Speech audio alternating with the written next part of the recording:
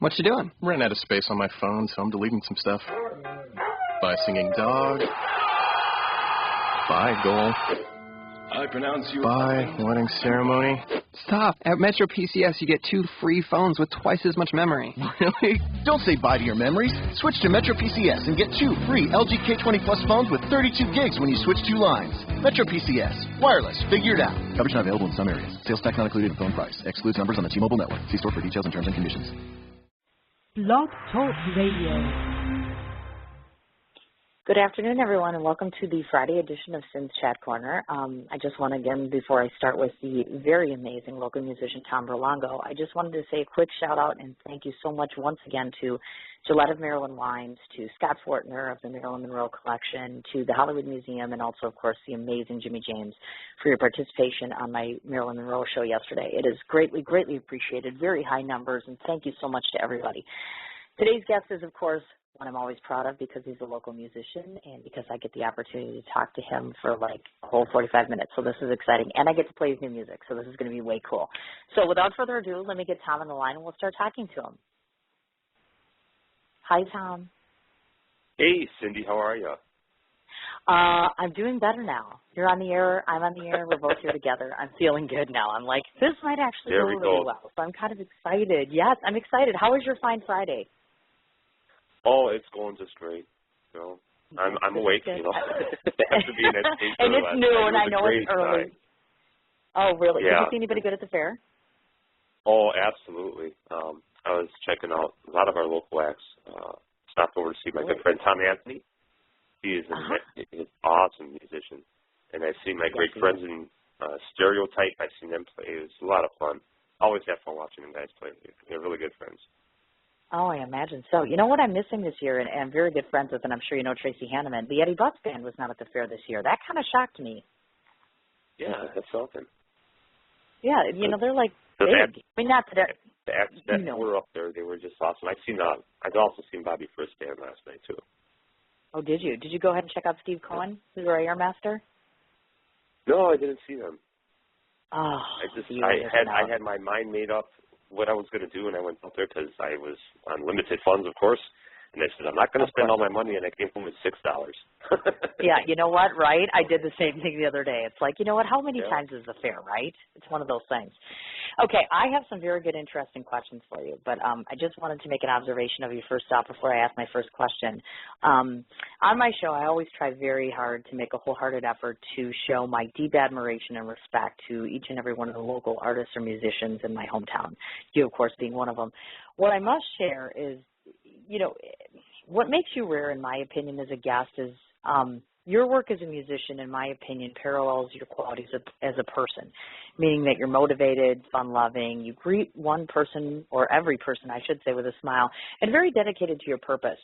So the first question I wanted to ask is, tell us a little bit about your background, meaning do you come from a family in entertainment? Tell me how all of this started a little bit. It all started, my mom, she played drums.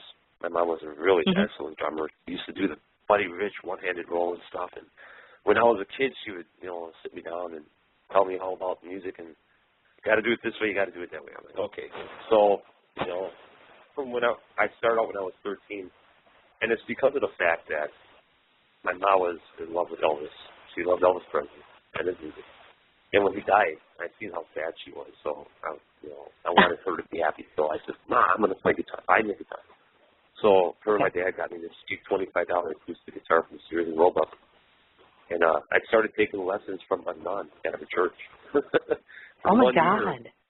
Yeah, and, the nun, God bless her soul, she's not with us anymore, but she taught me all the open chords on the guitar.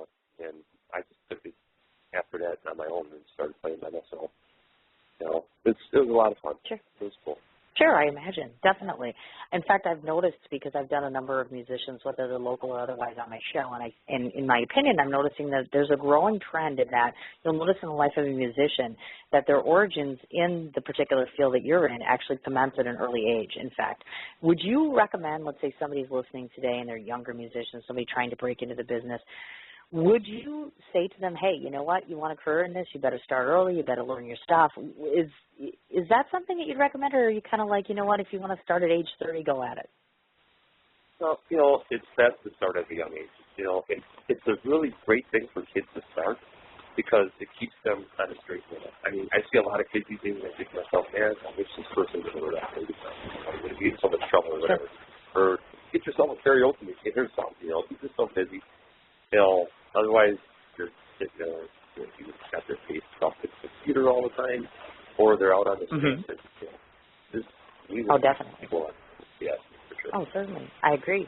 Definitely. And in your opinion, one step further as being a Milwaukee musician, there's always been a lot of talk and controversy about the arts and music and what's offered here locally. Do you think that we as a city or even as a state whole, let's say, do you think that we offer an adequate amount, or do you think that we could be doing more in the regard of offering arts and music to other folks, whether it be on the young level or the college level or otherwise?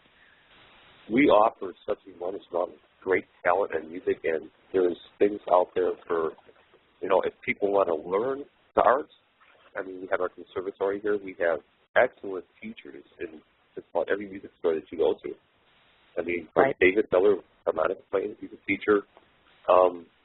There's so many people out there that can help others, learn this fine art of music. And it's a nonstop thing. And our state should really be known for music because we have excellent musicians out there.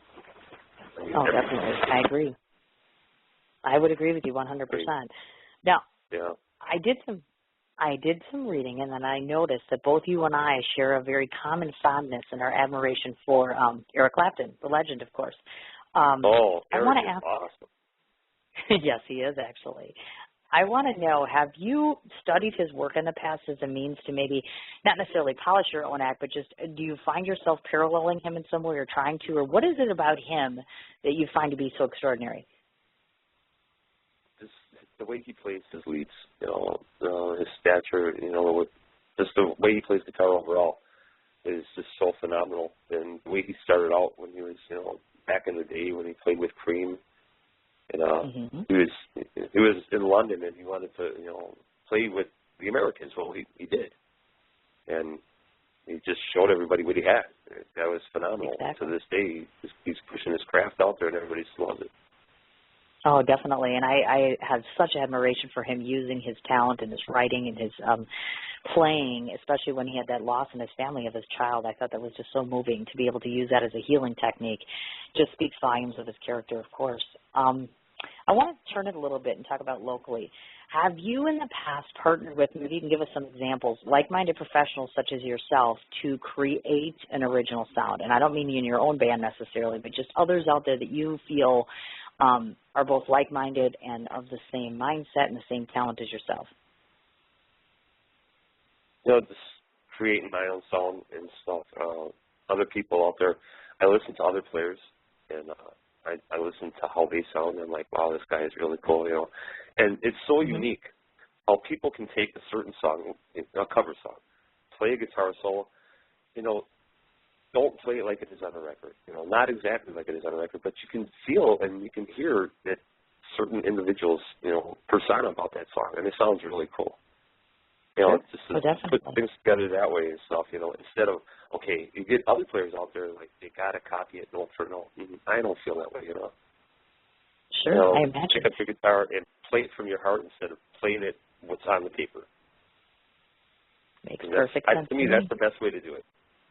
That shows off your originality and, your craft a lot better than, studying it, I understand. I Just do. A better way to play.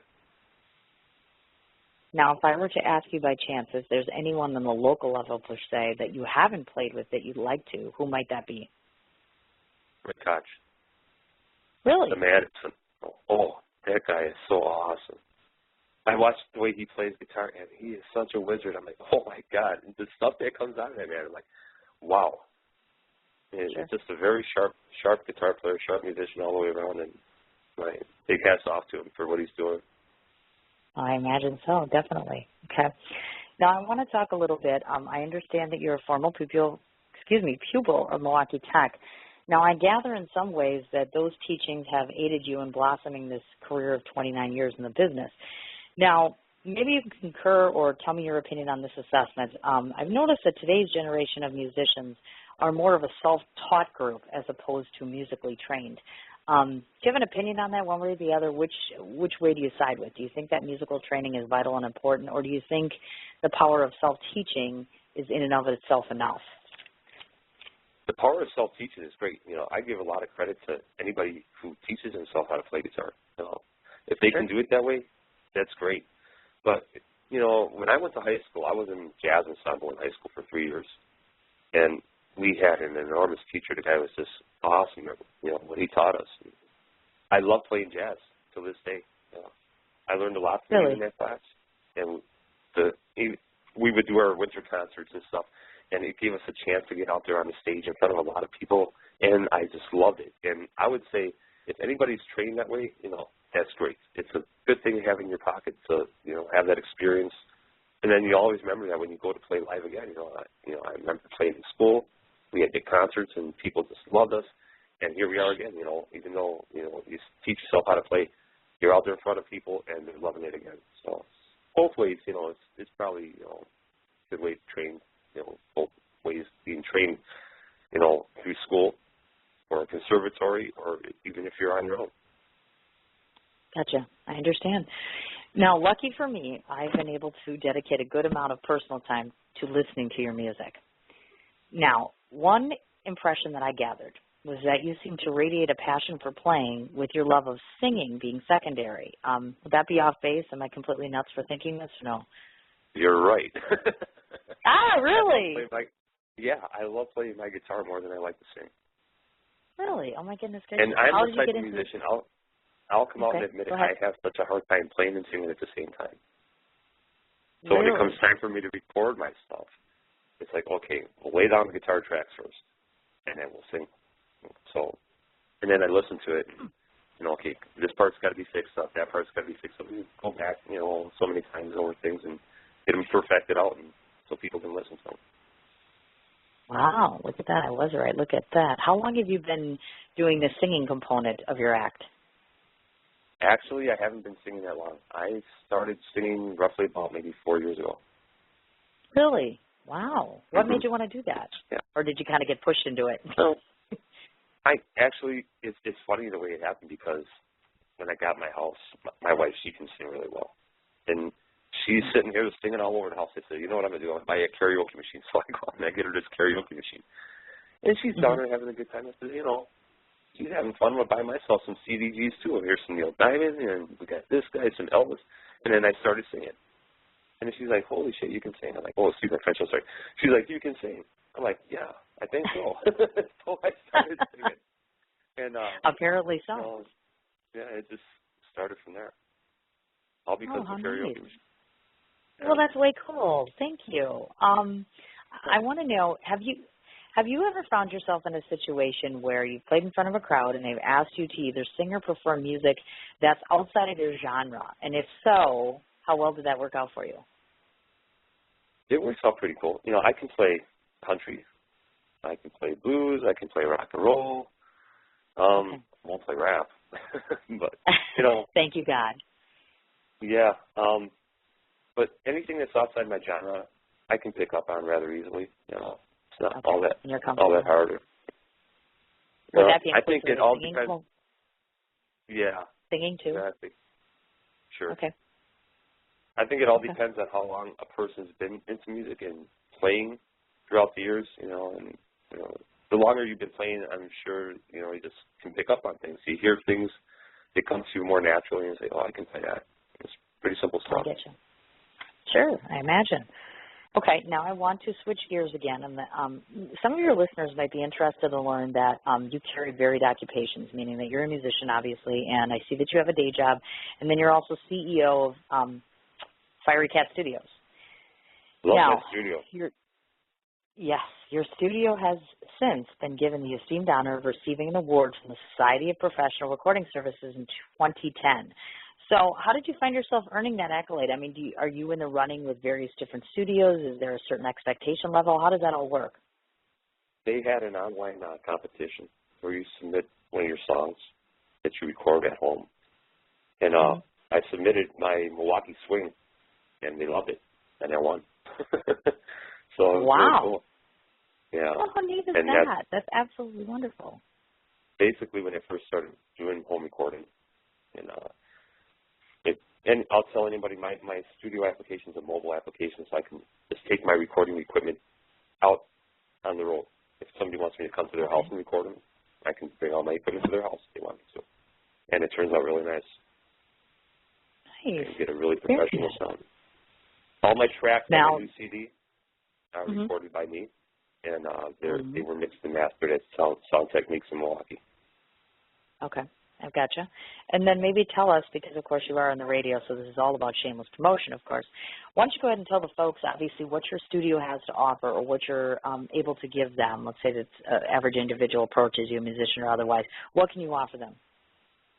I can offer them high-quality sound recordings, reproduction, video, put together videos for people. I do everything myself. So wow. We set live videos, demo CDs, put labels on the CDs for them if they want, all kinds of stuff. So if anybody's looking for a CD, give me a shout. That sounds absolutely wonderful, definitely. And you've been doing that for, 4 or 5 years now, the studio component? That's correct. Okay, I started just double check. I started up in 2009, got everything set to go by 2010, and I'm still doing it to this day. Way cool. Awesome. Now, as for your own self, what would you hope that your studio will be able to offer individuals down the road? Do you have more, like a further game plan or where you want to be at or how you want to extend things out? Photography. Really? I do photography now. Sure. I do photography now. I'm still working at it. But the photos that I do take turn out really nice. I have my own editing software, and I put stuff together for bands. My friend's band, Stereotype, I did a short video for them. Turned out really nice. And by the way, I got to say hi to my buddy Kurtski in Stereotype, the bass player. He's like another brother to me. So what's up, Kurt? Yeah, nice. I did very nice. A nice little promo for them guys. Turned out really cool. Okay. Now, I wanted to not forget to mention this on a side note. I know that Haywire Custom Guitars is your brand of choice. So maybe you could just define for us the reasoning behind your selection for using them as opposed to another brand. Haywire is, they put together an awesome instrument. I have my white Haywire guitar, which is the one that I'm playing all the time. The pickups that are in there, see what I did, I told them how I wanted the thing built. So I told them I wanted special pickups in there. I wanted a certain kind of body and all this stuff. And they put it together, and it didn't take them that long to build my guitars for me. I say roughly about maybe 3-4 months, and they had it to me. And I was playing the thing right out of the box, and it was just set up perfect and everything. It's like, wow, what a nice sound. So as compared to playing like a Fender, Fender makes quality stuff. I love Fender Stratocasters as well, and their Telecasters. Right. But, when you have something that's custom built, to your specifications, you know how it's going to sound, you know the playability on it, and that's just the route that I decided to go with. It's really awesome guitar. Awesome that it serves you so well. Very, very cool. Okay, I want to talk about your CD, Blues to the Max. Now, to those that have heard this music, to me and to others, it personifies blues to a level that I feel is only offered by musicians that are overwhelmed with both passion and proficiency. Maybe you can cite for us some of your inspirations for that composition, as well as whom you credit for the creation of those songs. Oh, wow. We have a lot of them on there, don't we? Yes, you do. Hey Bartender, all the cover tunes that I got licenses to work with on that CD. Just all the people that wrote that music, they're just phenomenal musicians. They're big time musicians too. To go out there and redo their songs, I give them a world of credit, for doing what they did. And musicians like myself, we look at stuff like that and it's like we want to do our versions of their songs, and to put them out there, and put them out for sale, and people actually buy and say, hey, they come back at us and they say, you did a great job in this song. I'm like, well, thanks a lot. But it all goes right back to the original artist that wrote the music, and we love their stuff. I gotcha. Now, was that your very... Go ahead, I'm sorry. A big difference than, sitting here writing your own stuff. You know, with definitely. their stuff, it's simple. You know how the song goes. You know the words already, so you just put together your own version of it.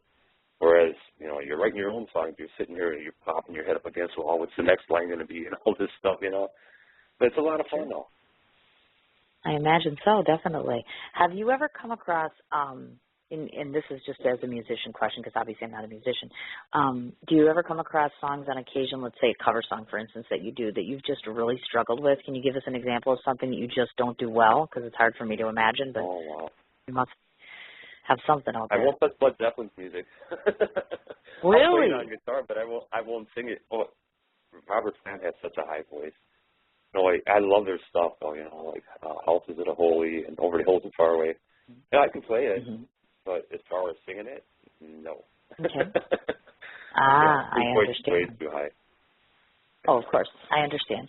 Now, I wanted to talk a little bit about this because I've noticed this because you and I share a good number of mutual musician friends, and I hear this from them often, just the level of frustration as it relates to the live music component here in Milwaukee. It would seem that unfortunately, lately we have more and more bands, or bars, or establishments that aren't really offering the same local music where you can go and see a band every week, that sort of good stuff. You're out there a heck of a lot more than I am. Do you find it a lot more challenging, or what do you think might be the cause for, you know, just the turn on having maybe more DJ music or played music and not the live music thing? I think the rates that us musicians might charge, well, you know, we don't like to work for free, of course. Of course. But no one does. We do love to play, and when you know, the disc jockeys are more of a one-man show. And I give them guys a lot of credit. They are awesome. But I know that clubs would rather, you know, pay less if they had to have entertainment in their club. So, you know, they're going to go for the DJ before they go for the full band. Although I do think that the full band pulls in more people. Of course. If I had my way and I had a club, I'd have live music in there all the time. I'd have full, you know, full banding all the time. Sure, I understand. But that's now, the thing. Mm-hmm. That's the thing with, you know, live music and clubs and stuff. It's hard. It really is to get booked into clubs these days because the owners, you know, they're going to say, yeah, come on in, but they want you to bring the people in too. So you got to sit there and you got to do the promo. And do you feel? These are two questions that I typically ask a musician. It just occurred to me, at least one of them here. First of all, do you think that social media nowadays, especially with today's society, do you think it has a compounded impact in terms of popularity? Oh, yeah, for sure. I mean, you've got Facebook, Twitter, all this other stuff out there. And it's a big help. It is. I mean, that's basically how I get my music out there. It's just by getting on a computer and pushing it out that way. I've met so many people through Facebook, and it's just phenomenal. You know, the musicians that I've got a chance to hook up with. I mean, I would never got a chance to play with my friends in Shovelhead Red if it wasn't for the computer. You know, I found out about Perlongo Mix Open Jam at Dops. I went down there, played, and I met Dean Hoffman from Shovelhead Red, and I got in with them guys that way, just by going down there, and it's all because of meeting people on a computer. As a matter of fact, I have auditions. Right, I have auditions coming up next week, and I'm hooking up with a great friend of mine, Demetrius Vance, who toured with Charles Walker Band. Oh, and, nice.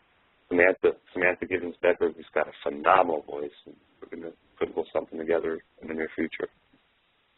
So I'm just saying hi to my friends in Shovelhead Red and Rod and Dean and Jeff. And them guys are just awesome what they do. Their band is just great, and I really thank them for the opportunity that I had to play with them. It was really great. Oh, way cool. Definitely. Now, I have another question in reference to that because this is always the infamous question I like to ask a musician. Obviously, you and I both know that back in the day there was no such thing as American Idol or The Voice or platforms such as that offered musical opportunities. I just want to get your take on this, meaning that do you think it's more beneficial now that they have platforms such as this to where these, you know, younger kids or even other musicians that normally wouldn't get exposure are all of a sudden out there getting it, or use the vernacular of some people where they're like, oh, they just go on a show, they get a deal, they get recognized, and it doesn't seem like they have to do as much work. So I'd like your impression on that. I think it's really cool. I mean, it's a great thing to have for new musicians that are coming out into the circuit. lets everybody else get a chance to see all the new talent that's out there. I mean, I love watching that show. You go on there and put the TV on, and it's like, wow, check this guy out. This guy can sing. I'm like, man, is he awesome? Or, the next guy that comes out, watching somebody on The Voice, same thing, And the judges, they're being true on what they hear and see. They're not going to give the person the line of BS and say, hey, you're great when you're not. They're letting you know because they've been through the ropes. They know the talent. They know what's out there. And it's really a great thing that they have them shows. I mean, I'm floored by some of the talent that comes off of them. I agree. I definitely agree. And one last point on that, actually. I'm always curious to find this out because I am in this similar field in the media, of course. Do you find that the media, as far as radio, television here in Milwaukee, have they been supportive enough to local talent, do you think? Could there be more means of exposure for you guys? How are we doing? There could be more means of exposure from local radio. I mean, it's really? Very hard, to get your stuff out there. Advertisements. You can get an interview on local radio and stuff. It's hard to do it. I mean, you got to know the right people to talk to, and they want to see musicians that are playing most of the time. You have to be digging steadily and stuff, and in order for you to get your stuff out there. Sure. But I would love so to frustrating. See. It is. I would love to see more local musicians on local radio. Sure. Me too, obviously. Well, case in point. Here you are. I guess I should have made it harder for you. It is. Yeah, I guess and I guess I always take it for granted. I have a show, I have a platform, I have people that listen, not just here but everywhere. And it's like, why wouldn't you want to put somebody on the air? You're talented. You have a gift that I could never possess. I'm like, why wouldn't you want to push that more? I guess it doesn't make any sense to me. Well, good thing I don't make it too difficult on here. I'd never end up having guests, so I'm lucky to have you. So there you go, Real Live Milwaukee. And all the folks. I have Tom Perlongo. Thank you very much. Thank you. Not a problem. Back in the day, in one of my old bands, I played when I was pretty young. Oh, let's see, I was probably about 24 years old. I played in a band, it was called Loner, and we were just a bunch of kids. And they played our stuff on 93 QFM on their hometown jam. We had our own version of Johnny Be Good. And they played that song, and everybody loved it. Oh, it's like, wow. And we're sitting there like a bunch of rock stars gathered around the radio. Hey, there we are. Listen to us. We sound so cool. It was funny. But, to this day, we thrive. Us musicians thrive to hear ourselves on the radio, and we love hearing it. We love the response from, people, whether it be on the internet or people here in town say, hey, I heard you on the radio. I think, well, thanks a lot for listening. It's a lot of fun. Definitely. Oh, great. And I'm glad that I'm able to do that. In the past we've had some of the local musicians on, and it's always gone so amazingly well. I'm so lucky to know so many of you folks and to be able to at least offer this little bit. And I do try very hard to show you in a very good light. So let's hope that today goes very well. We're lucky we know you. What we're Thank talking you. about. Oh, my gosh. Thank you so much. Thanks for doing this. It's really cool. This is my gig. This is my refuge. This is what I enjoy doing. So this is like a labor of love for me. So I get all excited anytime I can talk to anybody. I would like to touch upon maybe turning this scope to your personal life. I want to share with your fans some of the interests that you possess outside of the parameters of music. Now, I do note that we both share a liking for my dear friend Tiffany Ogle's show, The Morning Blend. She's a good gal. I like her so very much. I know that we both watched the new series Dallas. Totally dig Dallas. I happened to catch that on your page, and I was like, oh, my God, he watches Dallas. I also have noticed that, obviously, because we have so many mutual friends, I know that you played at different places, but one of my questions is in reference to you had played at the Serenity Club. Now, I want to know, and this might sound like a dumb question, but does a live event at a place such as that, where it's obviously a non-alcohol surrounding, does that affect the overall response of your audience and how they favor your music? No, it doesn't. No, wherever I play, whether I go down to the open jam at Serenity Club or go to a regular bar, the people that watch me play, they love just to hear me play. It doesn't matter if I'm in an A club or it doesn't matter if I'm in a club. Wherever I go up here, so I just go and play. And whoever's there, I'm very grateful for them coming down. I do give my buddies a big high five on what they do with Shovelhead Red. You know, having the open jams for the people that are in recovery from alcoholism and offering them a place to play at, you know, as compared to going into regular bars, you know, keeping them, you know, with the program and stuff and playing their music at the Serenity Club is just awesome. Jeff and Dean are doing a great job with Shovelhead Red, and Rod and Julie, you know, they're just awesome musicians, and I give them a big high five on what they're doing. I understand. Now, talk to us, of course, about the obvious, which I mentioned, which was your personal life. Now, do tell us, when a musician is having downtime, like yourself, for instance, because I envision there isn't a whole lot of downtime, what will we find you doing, or what do you enjoy outside of the musical spectrum of things? I love to work. I think I'm a workaholic. I really am. Past over 6 weeks, I've been working like 50, 60 hours a week. Last week I had 68 hours. But other than working, when I do have time to myself, I kick back at home. I have my dog here. I love my dog. You know, he's my little baby. So I treat him well, especially, you know, when I was at State Fair yesterday, I had to get him some treats. So he got his gourmet treats from State Fair. When I'm at home, you know, just bopping around the house, and I love to sit out in the yard when if the weather's nice and get the grill going and stuff, and spend time in the park and all kinds of neat stuff. You know, I haven't gotten a chance to go fishing this summer, but still hoping to do that. Okay. I gotcha. You know, just take a walk down to Wilson Park one of these days, fishing rod in hand, and go to it. Oh my goodness gracious! Now I did have an interesting question. Because when I was doing my research, I went onto your website, which we'll be prefacing in a little bit. The one thing I wanted to make clear to people, and for myself included, of course, if we want to go out to watch a live show, I don't recall, did I just miss the segment where you can find the events area or whatever the case may be for you? I guess I was missing that. That is not on my website. I set up that website. Okay, that's what I thought. Yeah. I just set up it to be basically like a personal website so people can see what I offer. With my studio services and recording and stuff like that, and you know, people want to get in touch with me if they want, you know, if they want to have me play for an event or sing at an event for them. There is my email on there; they can contact me that way. Okay. If I am playing somewhere, I'll basically just post it out on Reverb Nation, or I'll post it on Facebook. Okay. I just wanted to clarify that, especially if people are listening that want to see you on an ongoing basis. We need to know where you are, obviously, in which case then we can go ahead and check it out. That goes without saying. Yeah. Every time I'm playing somewhere, it will be posted on Facebook and Reverb Nation. Okay.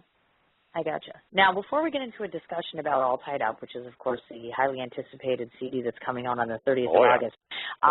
Now, first off, I'll ask a real basic question, because I know in the past, like the Ethan Kellers and the other friends that I have always traditionally done, you know, the norm, which is a CD release party.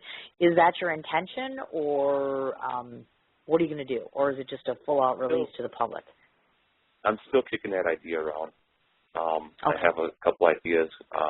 Club owners on my contacts and see what they think of the idea, how that might work out for them. Otherwise, it's just going to be a full-blown boom. There it is, guys. It's out there, you know, finally. Okay.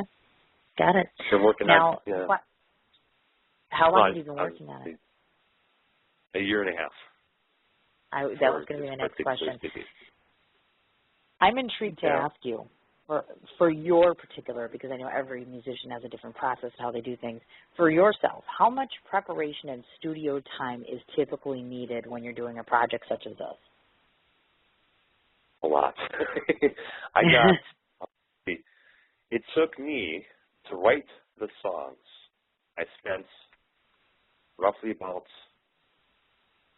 7 to 8 months writing all the songs, all 10 songs that are on there. The other remaining 4 months recording, just tracking the songs out, you know, piece by piece with the instruments and the vocals and all that stuff, and then finally the final probably like 2-3 months mixing and mastering. Okay. And it turned out really awesome. I'm so proud of myself. I'm like, wow, I did a good job here. I sit there and listen to it. I'm like, I can't believe it's me. I'm like, wow, very nice. Oh, I imagine so, definitely. And then do you find, what to you, in your own mind, is the most complex part of putting a CD together? Finalizing everything.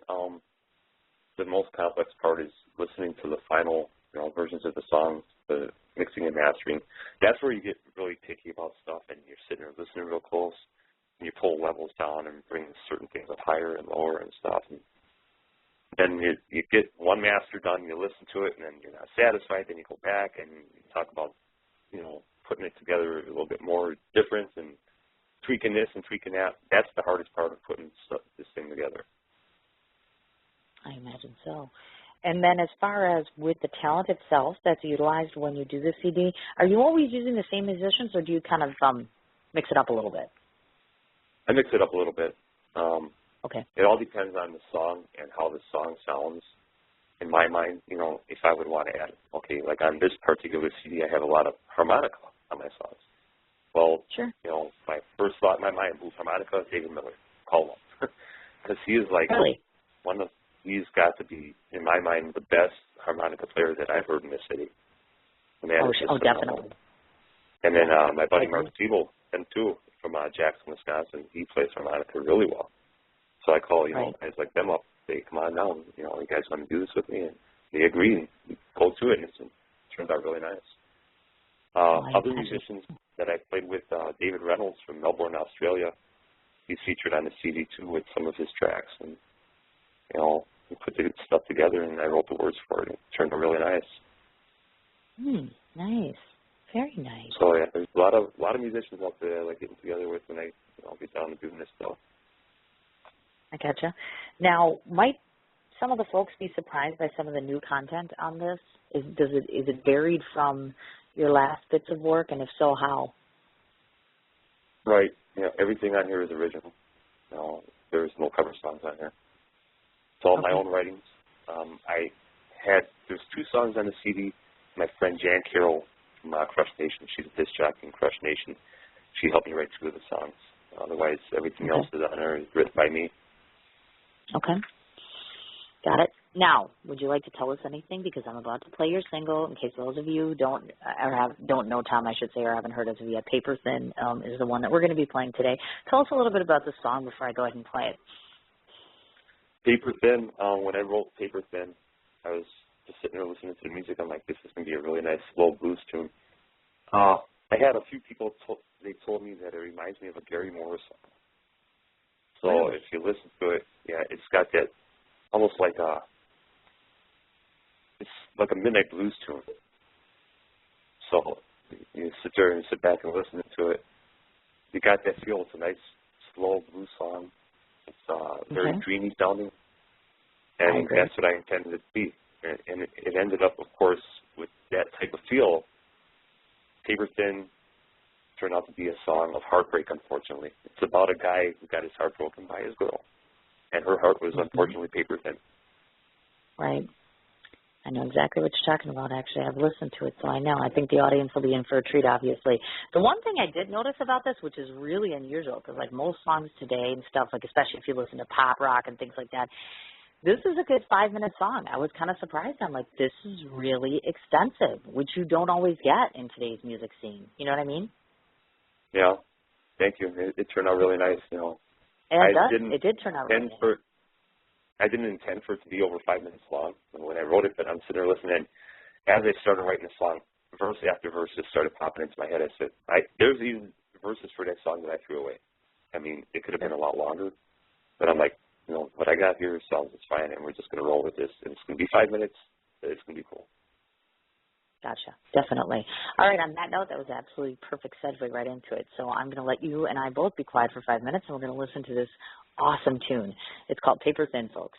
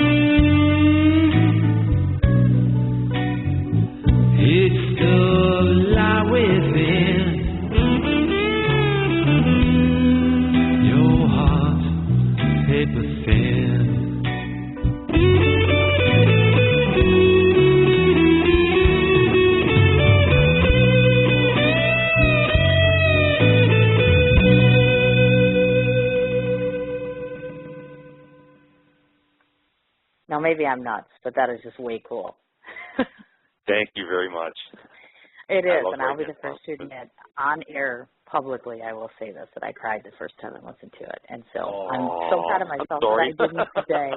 No, it's very relatability. No. Honestly, it's relatability. At this point in my life, I can relate tremendously well to that song. So it's beautiful. I mean, it really is, and it's very well put together. It's very well orchestrated. Played well, written well. I just cannot say enough about it. So I just have two more things for you before I let you go off to your merry little way here today. Just let me go through this rundown. Let me know if I've missed anything. Tom Perlongo, of course, has a personal Facebook page. If you're on Facebook, you can go ahead and check him out there. I know he has a Twitter presence, and that is @ and all one word, Tom Perlongo, and I'll spell it for you, is Perlongo. Website, of course, www.tomperlongo.com. His music can be found on YouTube, Reverb Nation, SoundCloud. You can also check him out. He's been on Evox Radio. Have I missed anything? No, ma'am, you haven't. Wow. Oh, my gosh. I guess I did my homework pretty good. Well, that is my job.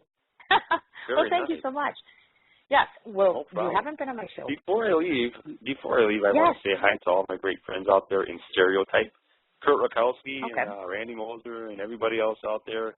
My friend Demetrius Vance playing the drums, and the guys in Shovelhead Red, Dean, Jeff, and Rod, and Julie, and Kevin, and everybody else out there. You guys just rock. I love everybody. They're just wonderful people. Oh, how nice. Now, because you haven't done Sin Check Corner before, the very last thing that I do on every show that I ever do is I take the last 30 seconds to kind of just let my guests know exactly what I think of him or her. In this case, you, meaning him. I'll give you my 30-second spiel of what I think of Mr. Tom Perlongo, and I'll let you get on your merry way. And just to let everybody know, including your fans and the listeners that are in here, shortly after the show gets finished, it becomes an archived episode, so anybody can go back and listen in at any point in time that they'd like, now, a year from now, whenever have you, of course, and that's inclusive of your song, which will be on here. Additionally, I'll go on to my Facebook and show page, and I'll post up all your links and information so people know how to get a hold of you. And let me give you my final impressions now. This is what I perceive Tom to be, in my own opinion, based on what I know from what I've met in person, and, of course, with you now being on the show. As I mentioned, you're a rarity because you parallel yourself not only in life but also in music. I think that your sound is original. Every musician has an original sound, but it's what you do with the gift that you're given that I think is so important. You've chosen to utilize that in such a way to where many different people can listen to it, and your sound is different. I've noticed with each of the different songs, there's a varying style to it, which I find very refreshing. As a human being and an individual, you're just absolutely lovely and pleasant. You're always very welcoming, very warm, very tender in your intent. I feel and consider myself very lucky to know you, very lucky to have you on my show. I try very, very hard to put a spotlight on the musicians because without folks like you, you wouldn't bring us happiness, sadness. You wouldn't bring us some of those regular emotions that we love to go out and feel, whether it's for a night, whether it's for many nights by purchasing something that you do. I think that hopefully, if I cross my fingers hard enough, enough people will come knocking on your door on the 30th for this all tied-up release that you've got going on. And I certainly would like to consider myself lucky enough to be able to keep finding out how your career is going and stay your friend and hopefully be able to help you in any way that I can. That's it. Cindy, thank you so much. You are so incredible. Very wonderful. You're going to make me cry now.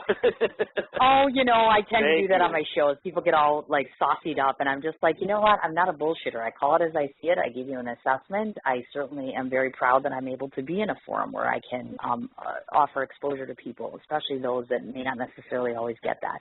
So definitely, keep chasing your dreams. Keep doing what you do. I think you're doing a wonderful job, and thanks for taking the time to come on. No problem. Thank you for this great interview. I had such a great time talking to you today. Oh, thank you so much. Helping you get this CD out there. Thank you so much. Not a problem at all. We'll be chatting real soon, dear.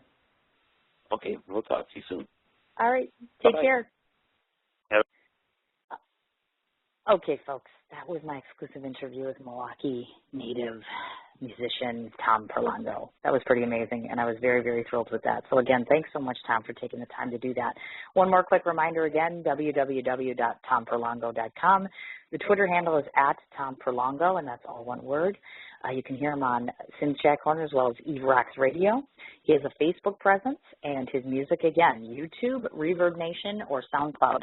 It looks to me like it's shaping up that we might have the potential for a for Real Housewives of Miami coming on my show either Saturday or Sunday for an hour, maybe more if I can stretch it.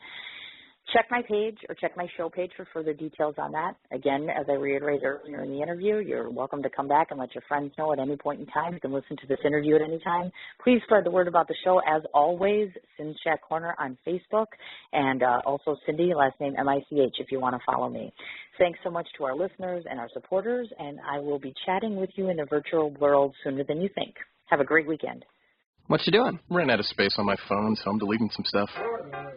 By singing dog. By goal.